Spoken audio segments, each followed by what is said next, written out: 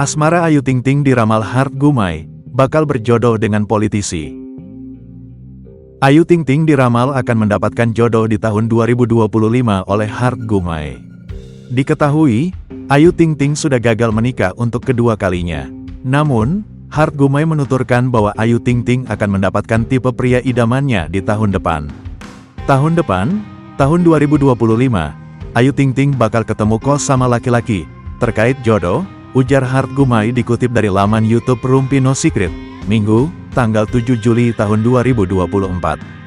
Hart Gumai juga mengatakan bahwa pria tersebut bukan berasal dari dunia selebritis dan militer.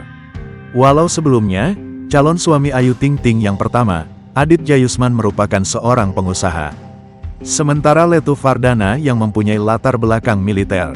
Bukan dari dunia selebritis, bukan dari dunia militer, ucap Hart Gumai. Dia pengusaha, bergelut di pemerintahan, politik, sambungnya. Ciri-ciri fisik yang bakal menjadi jodoh janda anak satu tersebut.